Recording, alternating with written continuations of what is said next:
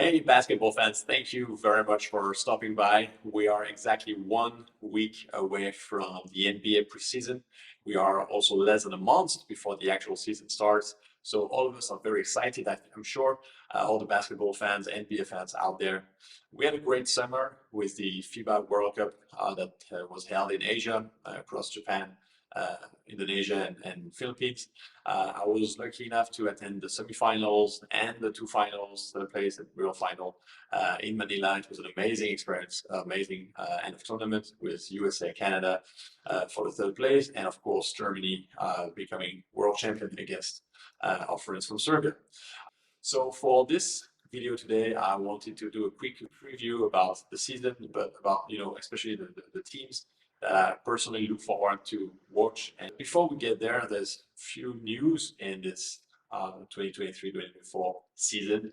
The first one is that mid-season tournament, which will happen pretty early in the year. Let me check. It's going to happen. The in-season tournament will begin on the 3rd of November. So that's going to be very much in the first part of the season. And I'm actually looking forward to this. It's a way to make the season more more engaging for the fans, to have something to look out for. In combination with this tournament, the NBA has set up a policy for resting star players. So I think here the message is very clear. The NBA wants to maximize the star visibility on big games, make sure that it won't affect their TV deals. That the broadcasters will be indeed paying billions of dollars, but making sure that they do this for seeing the bigger names on TV and not on the bench resting. So that's going to be a bit of a change. Um, Obviously, just now we also heard the news of Damian Lillard being traded to the Milwaukee Bucks in a three-team trade between Milwaukee, Portland, and the Phoenix Suns. Big moves that concerns a lot of players. You see them on the screen right now. That was reported by our U.S. broadcasters just a few hours ago. Obviously, he's going to be the biggest star player that Giannis ever played with. But obviously, it didn't came free. They lost Drew Holiday among others. So let's see how this works out. Obviously, offensively, that will be an interesting combination and giving more capabilities to this group to perform. Let's see on the defensive end how this works out, especially on the perimeter. But yeah, big trade, obviously, that just happened. So the top five West, top five East. Look, let me be honest here. The East has for years been a bit less exciting to me than the West, and not only to me, but to many observers. There's more star players in the West, more loaded rosters in the West, and so after considering all the teams in both conferences, I'm going to actually do a top six on the West and top four on the Eastern Conference. And in the West, the first team I want to start with, not because they are my favorite contender for the title. They are not. I don't believe 1 second they will be a title contender, but I am super hyped about seeing these guys play. Are the San Antonio Spurs. Of course, I'm very biased. I'm French. Victor Wembanyama is going to have his rookie season there. I want to see this young group of guys, getting started, figuring out the way to play best with Victor. Hopefully, he'll stay healthy. He will, prove that the hype around him was worth it. But at the same time, I think it's fair to say that we should not expect him to be, no star level right from the jump. But at least if we're able to see the Spurs under the leadership of Popovich to build good habits, become better defensive player, and slowly but surely find their legs in offense and their rhythm and the way to play with this young group of guys. Yeah, I'm just very excited to see that unfold. The two other teams that are coming right after that are the Golden State Warriors and the Los Angeles Lakers. LeBron has 4 titles. Steph Curry has 4 titles. Both of them would be super keen to obviously get a fifth ring this year and not wait further because their window of opportunity is shrinking by the day. In both teams, some big change happened, especially with the Lakers in terms of depth, bringing more players to their roster. You see that on the screen right now. I'm interested to really see how this comes together. To be fair, last year they've been very impressive after they trade for Rui Hachimura and strengthened their team mid-season. So, in theory, they could really be kicking ass this year, right from the jump. But this is a team that has also, been disappointing at times. Anthony Davis' health is always a question mark. LeBron is not getting any younger, obviously, even though he's still one of the most dominating player in the league. And all these young guys around can really make a difference. So I definitely look forward to watch the Lakers this year. And the second team in this category are the Golden State Warriors. As I said, Steph Curry, Klay Thompson have, together with Draymond Green, of course, have let Jordan Poole go. Now Chris Paul is in.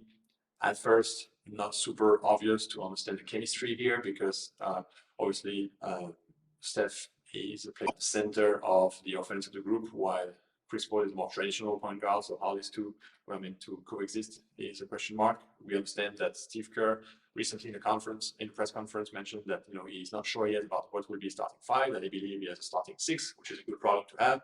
So that's a nice way to try to manage the egos and stuff. I cannot imagine Chris Paul to be a starting five a lot. I would imagine him to be coming from the bench to take over the offense when Steph needs to rest. And I think as a senior mentor in this league, he's also expecting to provide a lot of value to the younger guys that the Warriors have struggled to elevate a little bit lately. I'm thinking of John Kuminga, for example.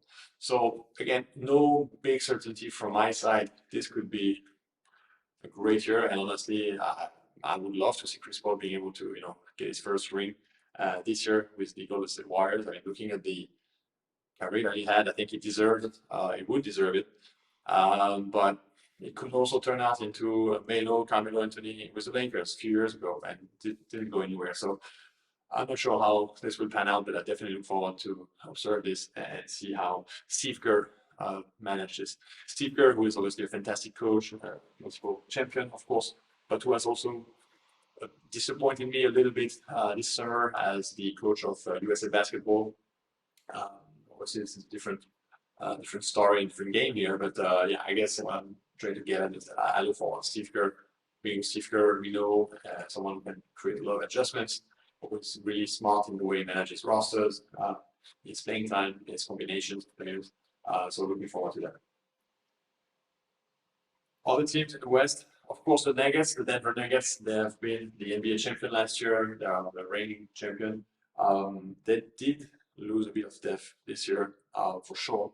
So I am pretty unsure about their ability to repeat. I look forward to see that.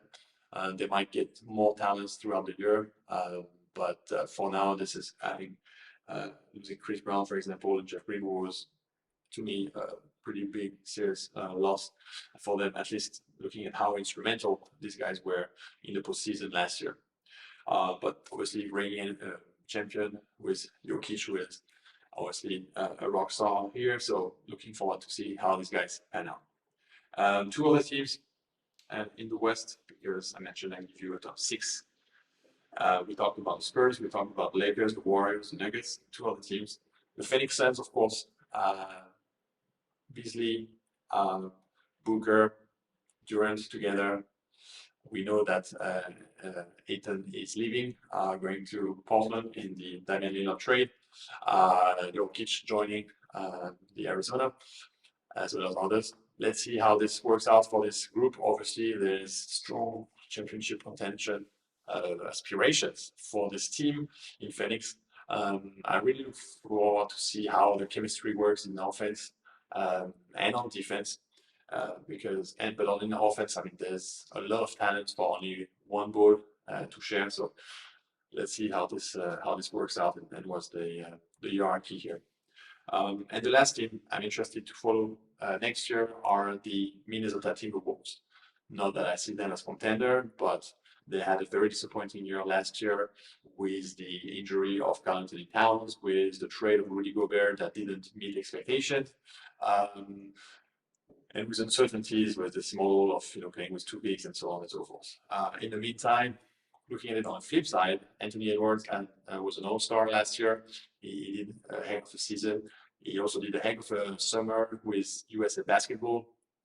Um, Rudy Gobert will come after a very disappointing World Cup for France, with the hope to redeem himself from last season with the Timberwolves. I wish that he'd be able to do that and be at the level he had when he was at Utah. In Utah, at least offensively and defensively, if not better, that would be great. And as for Towns, let's see what happens with it. But they are, beside these three guys, a very interesting roster, pretty deep, pretty solid on defense. I think last year was a disappointment. They could very much be, a mid-range, a mid-ranking team, if not top tier one team, even though the West is very loaded. But let's see if Anthony Edwards and these guys are able to pull that off. And in the East, well, I'm going to start with the Milwaukee Bucks, obviously, with this trade of Damian Lillard. As I said earlier, best player that Giannis will have had in his roster. We still have Booker, we still have Portis, we still have other talents on the wings. Definitely an opportunity for these guys to reinvent themselves pretty quickly, but there's also a lot of pressure for a first-year head coach who, right from the start, inherits from another star player, top 75 NBA all-time player, Damian Lillard, together with Giannis. So a lot of pressure for these guys to figure things out quickly. Expectations will be high. Media pressure will be great. So looking forward to watch these guys play this year. In the East, the other team that really got me excited as well are the Boston Celtics. The Boston Celtics have welcomed Kristaps Porzingis and let Marcus Smart go. Marcus Smart was instrumental for them in offense and on defense. Of course, we remember that he was the NBA Defensive Player of the Year 2 years ago. So that's clearly a loss. But Kristaps Porzingis was, well, he did have his best season last year with the Washington team. I obviously we have concerns about his health. This is a guy who has been prone to injuries. Unfortunately, no later than this summer, he was not able to make the World Cup for his team Latvia. So we could have concerns, but I think bringing Porzingis and hoping that he's going to be healthy could be a great addition, in my opinion, on offense and on defense. He can be a good rim protector, intimidator, and mostly on offense. He's going to be able to, get some rebounds, get close to the basket, post up, and of course stretch the floor as well as big, and has good or decent mid-range and long-range shooting. So that could be, at least on paper, that could be a pretty funky team to watch with, of course, Jason Tatum and Brown and John Brown. So definitely the Sixers, the Celtics will be interesting. Last two, because in the East, as I said, I want to focus on the top four, not the top five. Well, let's talk about the Philadelphia 76ers. The reigning MVP, Joel Embiid, is still very much unclear about who is he going to go to battle with. James Harden is still in the middle of this middle drama. I'm unsure what could be the outcome here. A very messy situation in Philadelphia, but still some interesting players there with Tyrese Maxey and Embiid and others that could do some good things in the East. So yeah, let's see how this works out. And Miami, who has been in the last few hours the big loser of that trade. We know that Damian Lillard was hoping to go to Miami for the end of his career. It won't be Miami. It will be Milwaukee Bucks. Not exactly the same weather and no beach in Milwaukee, but still a good fit for Damian Lillard. Conversely, the Heat have they have let go some good guys this summer. I've not been able to bring Damian Lillard, obviously. They could maybe try a move with Jrue Holiday, who is probably not going to hang around in Portland, since Portland is trying to rebuild with a young group of guys, and they have a lot of young uh, guards and point guards. So I don't imagine Drew Holiday to be kept there. Be free agent next year, so he can be traded again. And now, so let's see what Miami does. It's really the year where there's a lot of pressure on them. It's been a couple of years that they're able to prove everybody wrong and show that they are able to compete at the highest level. The last step was always too high for them. Um, and now that might be a struggle to even reach that point. So we'll see about that. So anyway, I very much look forward to this NBA season. That's going to be exciting. A lot of things have happened and will happen. Remember the in-season tournament, the start of the season, which will be on 24th of October. So thank you so much for tuning in. Don't forget to subscribe, to share, give me some comments, tell me what other topics you want us to talk about, give me some feedback. That would be great. Thank you all very much, and speak soon.